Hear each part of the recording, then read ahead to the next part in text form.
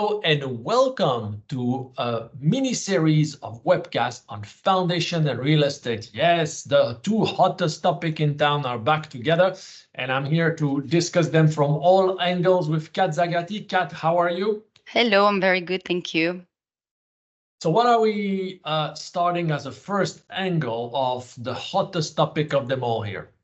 Okay, so today I wanted to discuss with you about the evolution of property structuring in the UAE.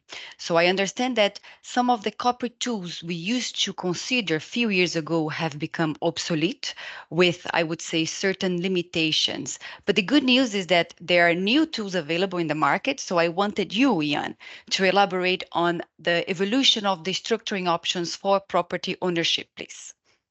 Yes, so over almost 20 years since the market opened here for freehold real estate, people have been looking for the best solution to structure real estate, to consolidate it under a platform, to legacy plan, to asset protect.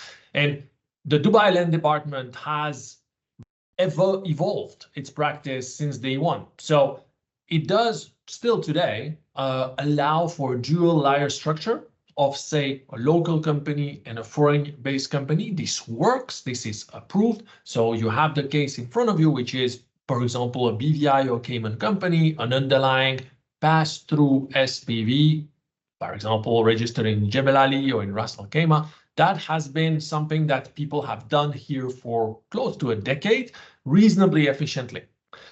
The problem is that over time, there was substantial red tape applied to these structures. So where back in the days, you did not need to legalize, super legalize abroad, now you do, and it's very costly, it's timely consuming, and it's not something that entrepreneurs like very much. The other thing is that in the meantime, some domestic structures were introduced in both the financial centers of the DIFC and the ADGM. And some of them are companies, but others are building in a fiduciary legacy planning tool. So they have the double advantage of being effective for succession planning for both Muslims and non-Muslims.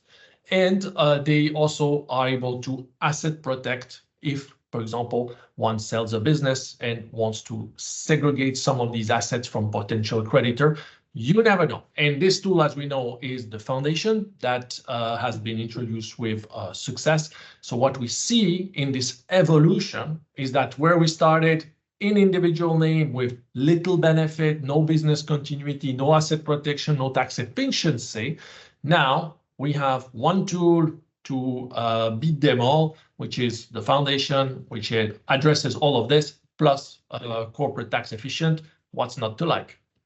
Okay, that's clear. So I think that the message here is JAFSA, RAC ICC, BVI are obsolete tools and no longer optimal for structuring and holding properties in Dubai in most circumstances. And the foundations are the most sophisticated and effective tool for property holding nowadays, right?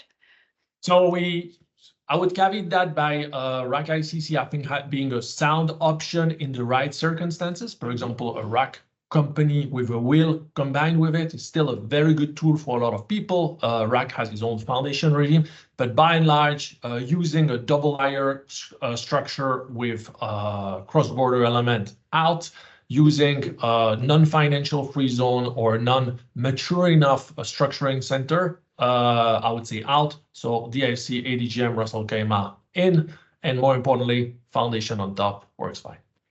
Okay, good. Thanks, Jan, for your answer today.